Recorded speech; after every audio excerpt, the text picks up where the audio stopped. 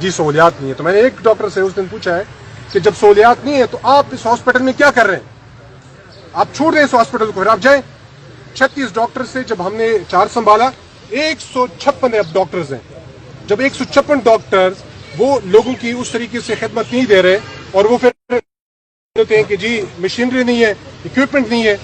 یار ایک چھوٹا سا مسئلہ بھی آپ اس کے لیے بھی آپ کو مشین کی ضرورت ہوگی جو آپ اسٹچ لگا رہے ہیں.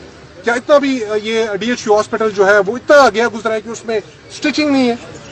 تو یہ چیزیں آج اس لیے ہم نے کی ہے کہ اب پراپر جو ہمارے لوگوں کی اب سپورٹ اس میں ملنا شروع ہو گئی ہے.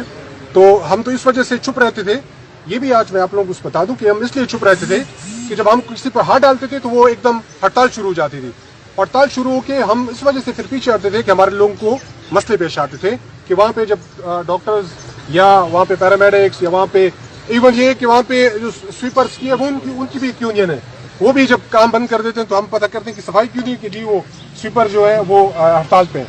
اچھا کلاس 4 کی بھی یونین ہے, وہ بھی اگر آپ اس میں کسی ایک کلاس 4 کو ایک تھپڑ بھی لگا دیں اس کے بعد وہ پورے کلاس 4 جو ہے وہ ہڑتال پہ آ جاتے ہیں کہ جی آپ نے ہمارے کلاس 4 کو مارا ہے. یہ کوئی نہیں دیتا کہ جی ضیاء بنگش اگر وہاں گیا اور اس نے کسی بندے کو وہاں پہ تھپڑ لگائے تو کس وجہ سے لگائے ہوا ہے؟ اس وجہ سے لگایا ہوگا کہ وہاں پہ میرے کسی ایک عام شہری کو کسی نے تنگ کیا ہوگا, اسی وجہ سے ضیاء کو کال آئی ہوگی اور ضیاء وہاں پہ پہنچا ہوگا, اور ضیاء جب وہاں پہنچتا ہے تو ظاہری بات ہے کہ ضیاء پھر وہاں پہ آج کے بعد اگر کوئی یونین والے ہڑتال کرے, نو آج کے بعد